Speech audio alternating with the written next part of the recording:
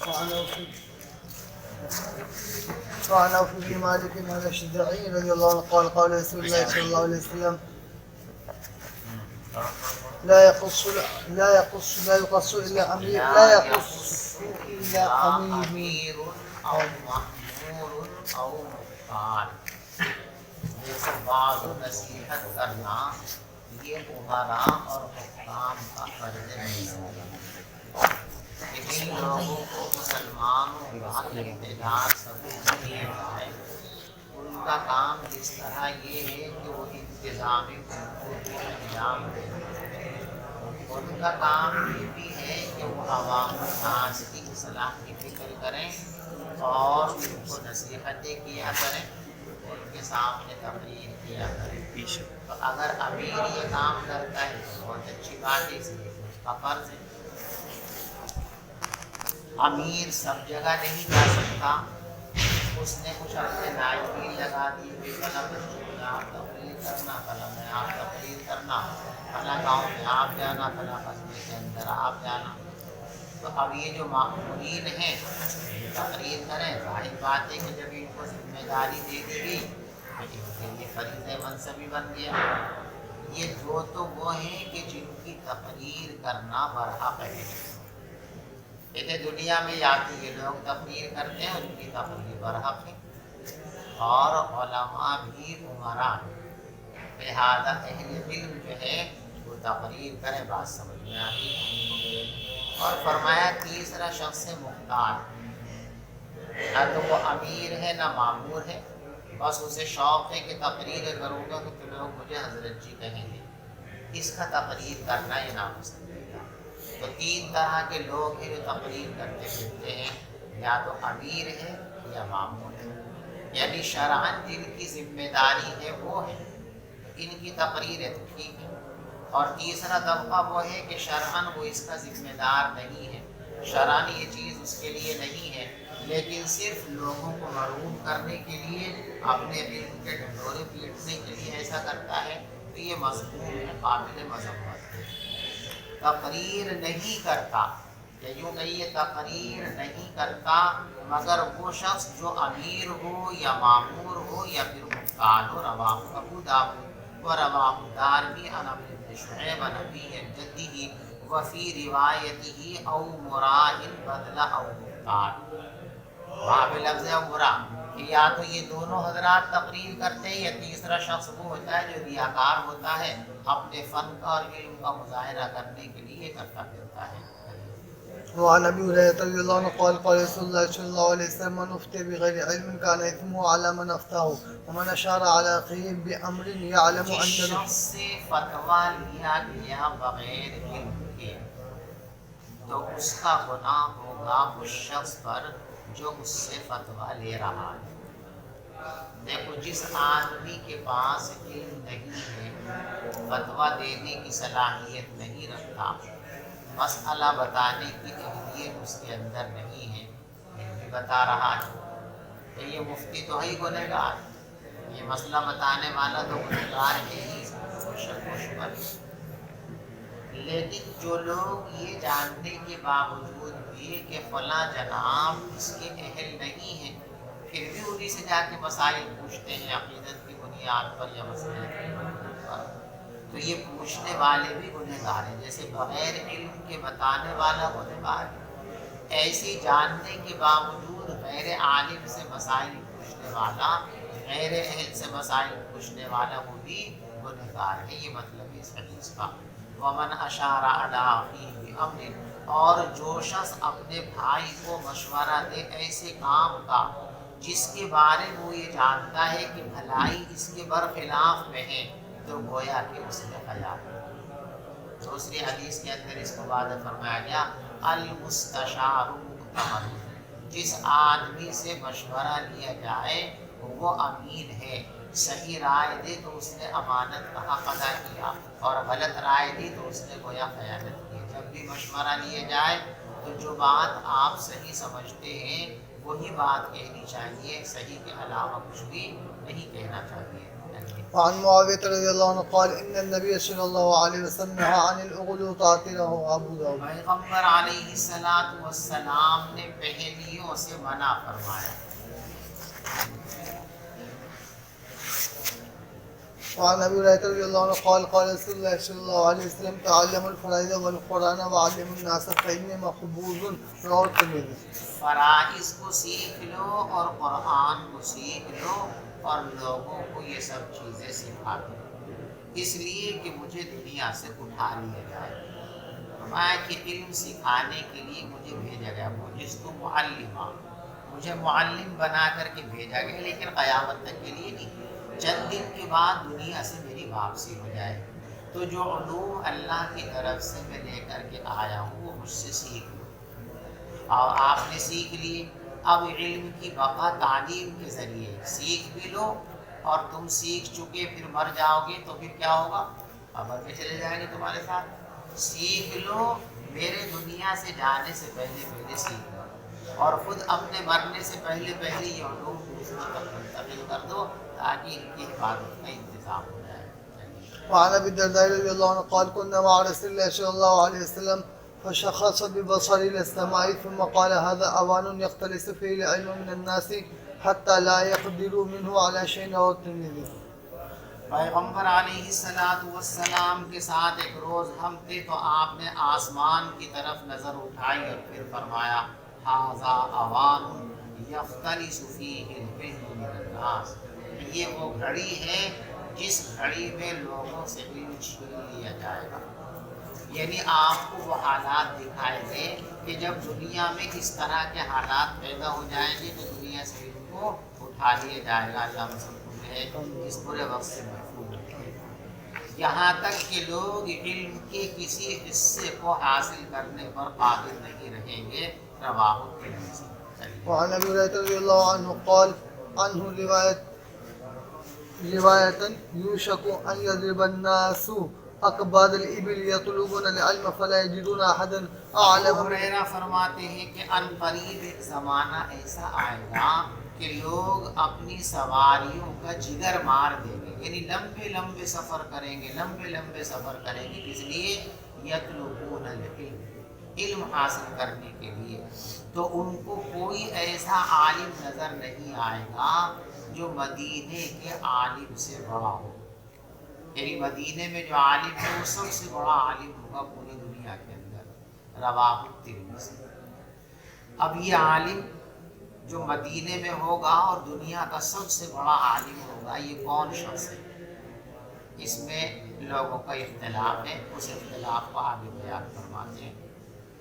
وفی جامعہ، امام ترمذی رحمۃ اللہ علیہ نے اپنی کتاب میں فرمایا قال ابن عیینہ، کہ حضرت سفیان ابن عیینہ رحمۃ اللہ علیہ ارشاد فرماتے ہیں کہ اس حدیث کا مصداق حضرت مالک ابن انس ہے۔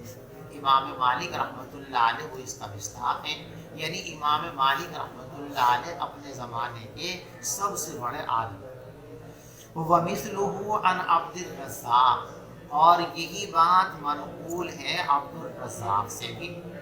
وقال اسحاق بن موسیٰ، اور اسحاق ابن موسیٰ فرماتے ہیں کہ میں نے ابن عیینہ سے سنا انہ قال هو العمری الزاہد، کہ یہ بڑے عالم وہ ہیں جو حضرت عمر فاروق رضی اللہ تعالیٰ عنہ کی نسل میں سے ہوں گے، الزاہد، اور انتہائی بڑے زہد و تقویٰ کے حامل ہوں گے، اور ان کا نام عبد العزیز ابن عبداللہ ہوگا۔ اور بعض لوگوں کا خیال یہ ہے کہ اس کا مصداق حضرت عمر ابن عبد العزیز رحمۃ اللہ علیہ ہیں جو خلیفہ راشد ہیں۔ وعنه فيما أعلم عن رسول الله صلى الله عليه وسلم فيما أعلم عن رسول الله صلى الله عليه وسلم قال إن الله عز وجل يبعث لهذه الأمة على رأس كل 100 سنة من يجدد لها دينها رواه أبو داود۔ اللہ تبارک و تعالیٰ بھیجتے رہیں گے اس امت کے لیے ہر صدی کے اختتام پر ایسا عالم جو ان کے لیے دین کو نیا کر دیا کرے گا، یعنی مرور زمانہ کے ساتھ بدعتی لوگ باطل لوگ، غلط فرقوں کے حامل لوگ دین کی شکل بگاڑنے کی کوشش کریں گے۔ جب ان کا زہر خوب چڑھ جائے گا تو کوئی بڑا عالم پیدا ہوگا، وہ ان سب کا پردہ چاک کر دے گا اور صحیح دین لوگوں کے سامنے پیش کر دے گا۔ پھر لوگ گڑبڑ کریں گے، یعنی قیامت تک لوگ اس دین کی شکل بگاڑنے کے لیے کوشش کرتے رہیں گے، لیکن وہ کامیاب نہیں ہوں گے۔ جب جب وہ یہ حرکت کریں گے، اللہ تبارک و تعالیٰ کسی عالم کو یا علماء کی کسی جماعت کو اس کام پر لگا دیں گے کہ وہ باطل لوگوں کی تمام باطل باتوں کو پردہ چاک کر کے ان کو صاف کر دیں گے، اصل دین لوگوں کے سامنے پیش کر دیں گے۔ وعن إبراهيم بن عبد الرحمن الأودري رضي الله عنه قال قال رسول الله صلى الله عليه وسلم يحمل هذا العلم من كل خلف عدوله ينفون پیغمبر عنه۔ علیہ السلام نے ارشاد فرمایا کہ اس علم کو حاصل کرتے رہیں گے ہر جانے والے سے اچھے لوگ۔ جو بھی عالم دنیا سے جانے کی تیاری میں ہوگا، اس کے اچھے شاگرد، نیک شاگرد، محنتی شاگرد اس کے علوم کے امین اور وارث بن کر کے کھڑے ہو جائیں گے۔ پھر جب ان کے جانے کا وقت ہوگا تو ان کے جانے سے پہلے ان کے شاگردوں کی ایک ٹیم ایسی تیار ہو جائے گی جو ان علوم کی محافظ بن کر کھڑی ہو جائے گی۔ پھر وہ جائیں گے دنیا سے تو ان کی اسی طریقے سے شاگردوں کی ایک جماعت کھڑی ہوگی جو ان کے علوم کی وارث اور محافظ بن کر دنیا میں کھڑی ہو جائے گی۔ کیا کریں گے یہ لوگ؟ ینفون عنہ تحریف الغالین، غلو کرنے والوں کی تحریف کو دور کر دیں گے اور باطل لوگوں کے دعووں کو رد کر دیں گے اور جاہل لوگوں کی تعویل کا بھی رد کر دیں گے۔ رواہ البیہقی فی کتاب المدخل المرسلہ وسنذکر حدیث جابر فإنما شفاء العی السؤال فی باب التیمم۔ یہ دیکھو مصابیح السنہ کے اندر یہاں ایک روایت تھی جس کے الفاظ یہ ہیں انما شفاء العی السؤال، بھائی جہالت کا علاج سوال ہے۔ اگر کوئی مسئلہ نہیں جانتے ہو تو اس کا حل یہ ہے کہ پوچھ لو، اس کے سوا کوئی چارہ کار نہیں ہے۔ یہ حدیث لائیں گے ہم کتاب التیمم میں، اس لیے کہ کتاب التیمم سے اس کی خاص مناسبت ہے۔ یہ حدیث کا ایک ٹکڑا ہے، لمبی حدیث ہے، جس کا مضمون یہ ہے کہ نبی پاک صلی اللہ علیہ وسلم کے صحابہ کی ایک جماعت جہاد کے لیے گئی۔ راستے میں ایک صحابی زخمی ہو گئے، ان کے سر میں زخم تھا، پٹی بندھی ہوئی تھی۔ رات میں ان کو احتلام ہو گیا تو اب انہوں نے اپنے ساتھی سے مشورہ کیا کہ کیا کروں، تیمم کر لوں؟ نہیں بھائی تیمم سے کام نہیں چلنے کا، تیمم تو اس کے لیے جس کے پاس پانی نہ ہو، یا تو پانی موجود، تیمم کیوں کرو گے؟ نہاؤ، نہائے بغیر تمہاری نماز نہیں ہونے کی۔ اب بیچارے وہ نہائے، سر میں پانی چلا گیا، زخم کے اندر گر گئے۔ تو پیغمبر علیہ السلام نے لوگوں کو تبلیغ فرمائی اور اس وقت یہ فرمایا کہ لا علمی کا علاج ہے سوال کرنا، اپنی طرف سے تعویلیں کرنا نہیں۔ تم کو مسئلہ معلوم نہیں تھا تو کیوں بتایا ہم کو؟ نبی ہمیں یہ صورتحال معلوم نہیں ہے، ذرا کسی بڑے عالم سے پوچھ لو تو اس پر عمل کرنا۔ تو جب تم کو معلوم نہیں تھا تو نے اپنی طرف سے اس کو مشورہ کیوں دیا؟ تو یہ حدیث جو ہے کتاب التیمم کے اندر انشاءاللہ آ رہی ہے۔ الفصل الثالث عن الحسن المرسل قال قال رسول الله صلى الله عليه وسلم من جاء الموت وهو يطلب العلم ليحيي به الإسلام فبينه وبين النبيين درجة واحدة۔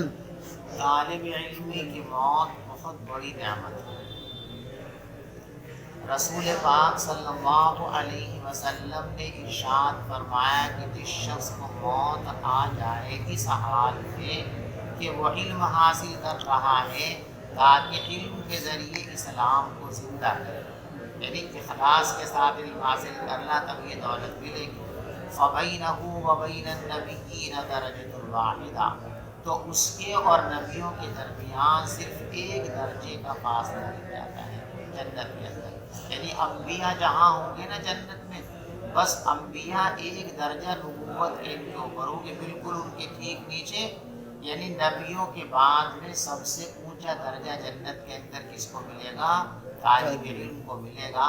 بشرطے کہ وہ اخلاص کے ساتھ علم کے حصول کے اندر لگا ہوا. جی بتائیے.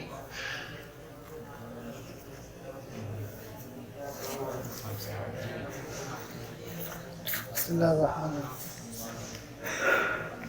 وعن مرسل قال سئل رسول الله صلى الله عليه وسلم عن رجلين كان في بني إسرائيل أحدهما كان عالما يصلي المكتوبة ثم يجلس فيعلم الناس. پیغمبر علیہ السلام سے ایسے دو شخصوں کے بارے میں پوچھا گیا جن کا تعلق بنی اسرائیل سے تھا.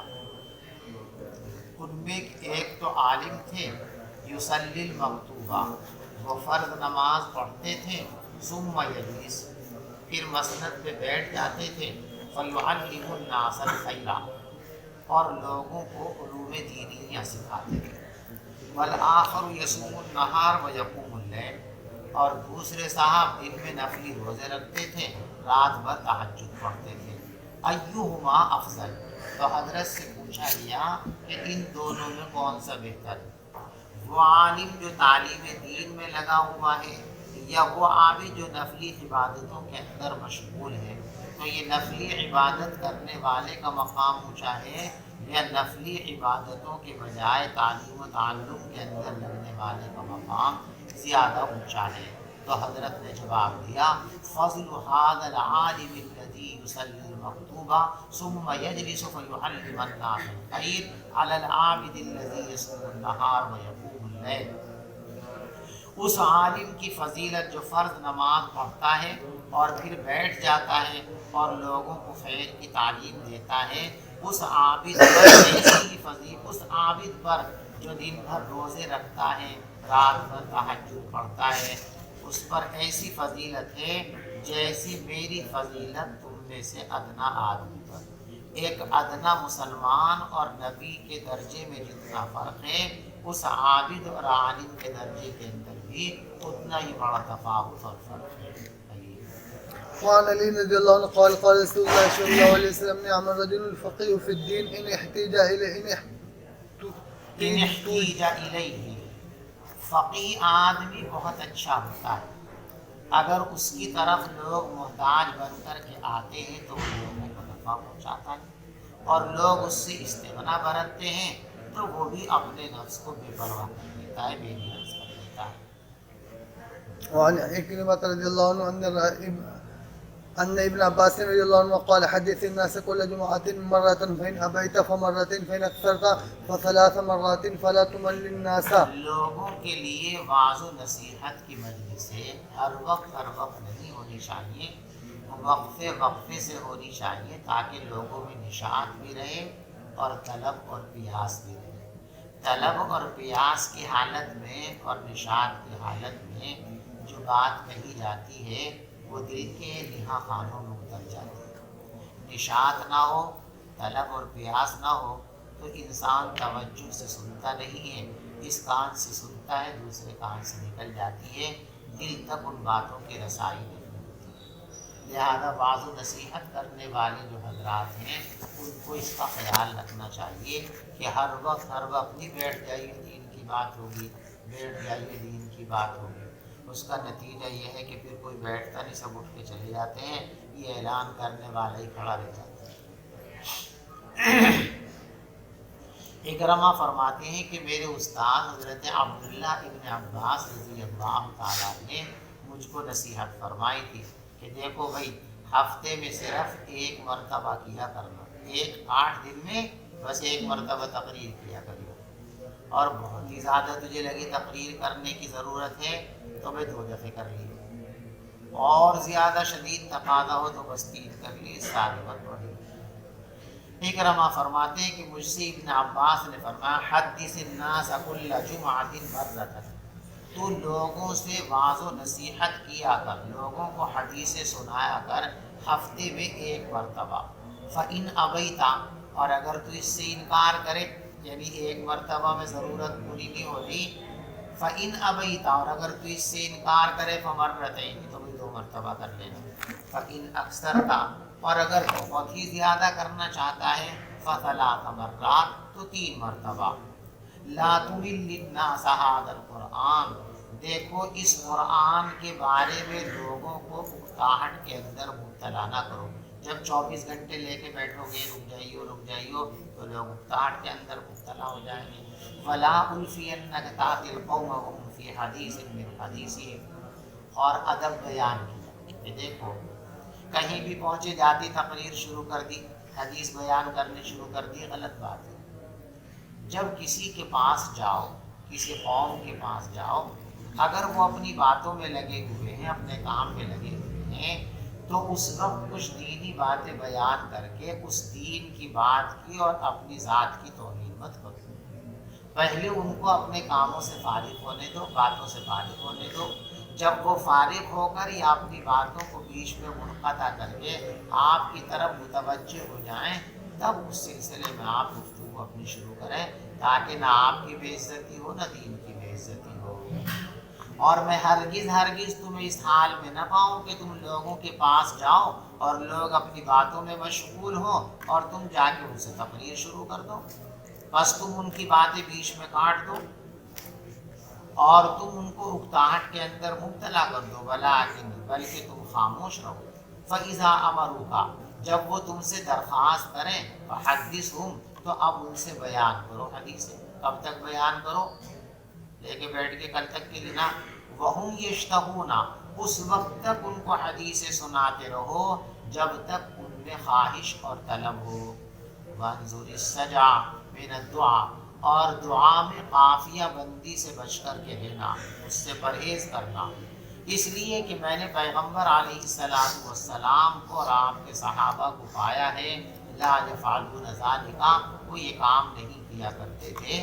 رواہ البخاری.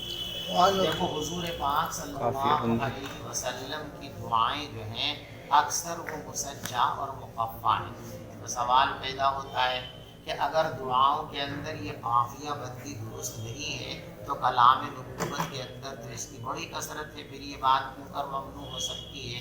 تو اس کا جواب ذہن میں رکھو. قافیہ بندی مسجع اور مقفع عبارت ذاتی صلاحیت کی بنیاد پر بلا تکلف ہو اور ایقاع حق کے لیے ہو تو یہ پسندیدہ چیز ہے, جیسا کہ نبی علیہ السلام کے کلام کے اندر یہ چیز ہم کو نظر آتی ہے.